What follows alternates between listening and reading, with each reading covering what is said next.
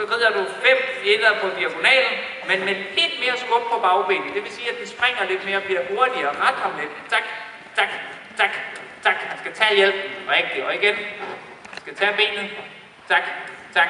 Sådan der. Rigtigt. Så laver vi 15. Hele tiden her har vi balance. Start stille og roligt. Mærk, hvor du er henne. Hvad tempo? Ja. Tag hjælpen. Super. Rigtigt. Godt.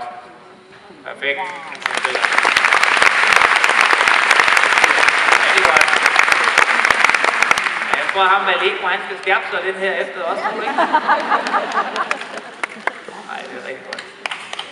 Har en rigtig god galoptur nu efterhånden. Det ser rigtig blødt og sikkert ud.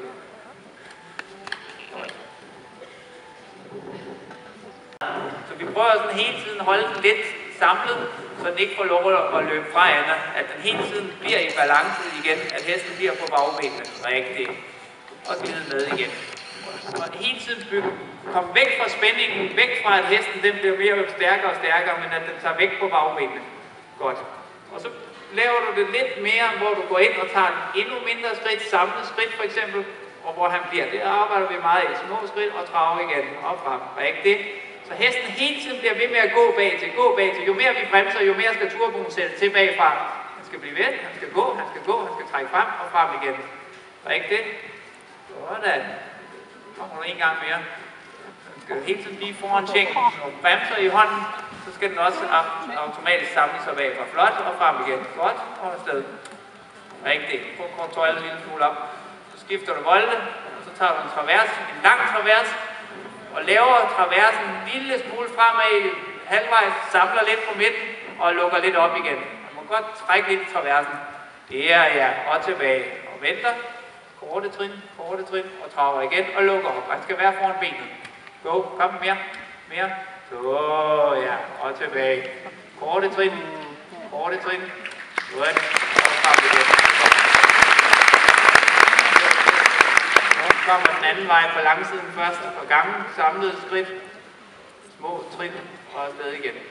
Skal blive der, skal af, og frem igen. Godt. Så tager en gang mere. Ja, så er godt nok igen. Tilbage, små trin. Ja, og frem. Perfekt. Ja, super. Ja. Træk i ham. Bare tag den en gang til.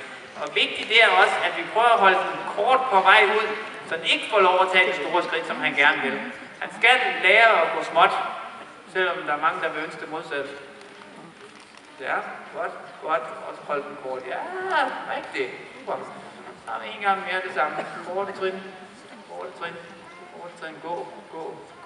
Gå. Ja, rigtigt. Okay. Travers til venstre. Samme måde igen. Opnå bøjningen. Kom godt igennem hjørnet deroppe. Halv parade før hjørnet. Fat i ham der. Bøjning. Opnå bøjningen. Ind med bagbenet og trav. Go. Yes, og tilbage. Vente. Han skal bære sig. Og trav igen. Og luk op. Rigtigt. Og tilbage. Ja, og sammen. Godt. Så tager vi traversen over for K, og så begynder vi at arbejde mod Grand Prix. Og langsomt trav først. Så meget til siden, men langsomt trav. Ikke luk op. Ikke vis, hvad den kan. Bare langsomt. Flyt. Så ja. Rigtigt. Vente. Sådan der. Rigtigt. Og vente. Og luk lidt op. Forsigtigt. Småt. Hold bæring. Rigtigt. Sid til venstre. Ja. Samle. Rigtigt. Perfekt. Og stop. Og parade. Og klar. Super. Og selvom han går...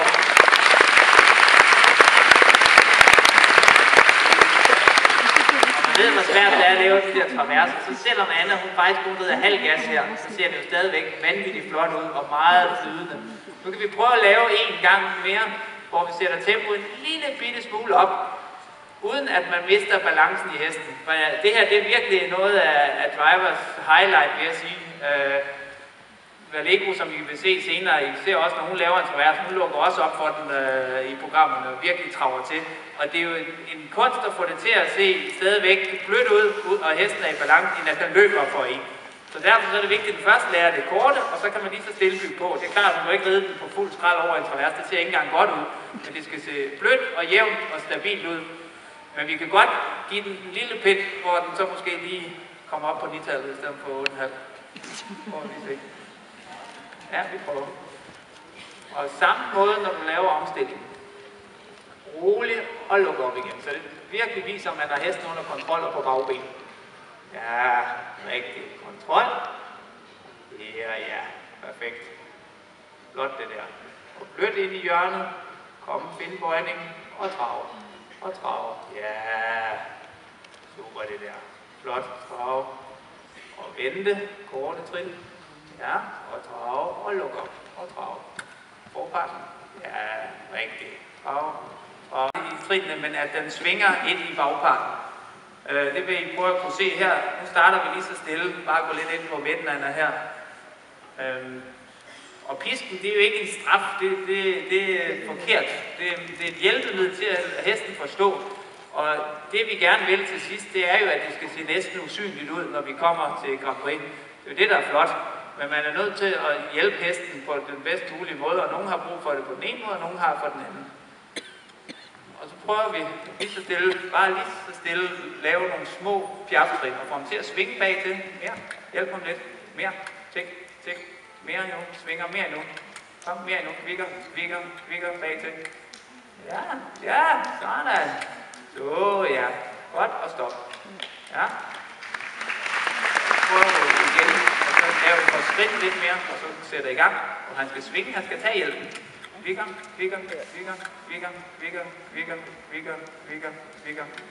Ja, lige nu. Tik. Nu har vi hjælp om lidt. Der. Godt, og stop. Rigtig. Og det, man skal ligesom skynde sig at stoppe, når hesten gør det rigtigt, så skal man stoppe. Sving på bagbenet. Sving, stop. Rigtig, godt. At man hele tiden, når hesten har gjort noget rigtigt, stop. Fordi så forstår den, okay, hvis jeg gør det rigtigt, så får jeg også stoppe. At det er belønning. At man ikke bliver ved med at sige, okay, nu skal den have 10 skridt mere. Men prøv hele tiden at få hesten til at forstå, hvad det er, vi gerne vil have det til. Okay, vi prøver lidt passage på samme måde. Starter forsigtigt, og så bygger vi på. Og så lige så stille får det fremad. Ja, rigtigt. Og få hesten til at bære sig i passagen. Svinge, der. Sving, rigtigt. Sådan. Super. Ja, ikke passage, eller fjern, bare hold den frem. Ja, kom igen. Og igen der, hesten skal være foran sig hele tiden. Som Anna, hun kan mærke, hvis han går bagved. Ja, rigtigt. Hjælp ham lidt, hold ham foran dig, uden at få lov at gøre sig større. Der, rigtigt. Han bliver ved med hele tiden at træde. Godt, og stop.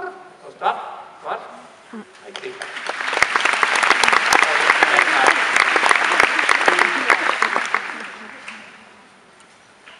Har været i gang et halvt år. Så han begynder ligesom at forstå det hele, og skal bare have styrken til det, for den vil gerne, og den er også skarp nok til det. Den skal bare have kræfterne til at holde sig sammen. Ja. Sådan. Prøver vi lige her til sidst, og så kan du lige vise det, hvordan man laver en rigtig travtur. Den første del af programmet i Grand Prix viser du lige, hvordan man gør det. Sådan der. Rigtig. Super der. Ja. Jeg ved ikke, hvad man mere sådan skal forlange et rundtravn her. Ikke? En hest, der bærer sig i balance. Ja, godt. Og så laver du lige en enkelt øgning. Starter op. Rigtig. Ja. Flot i halsen. Hesten går op af jorden.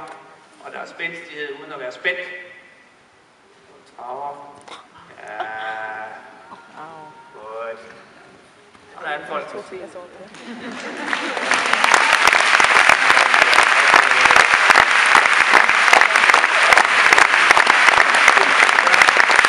der er her også.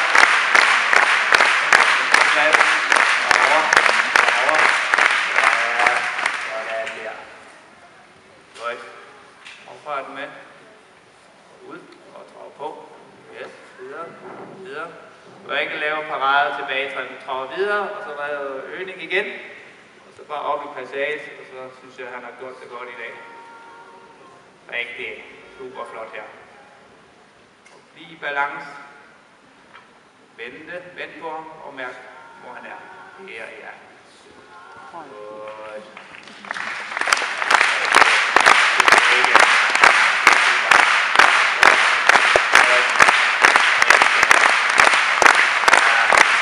Super, Anna. Lidt mere. Godt.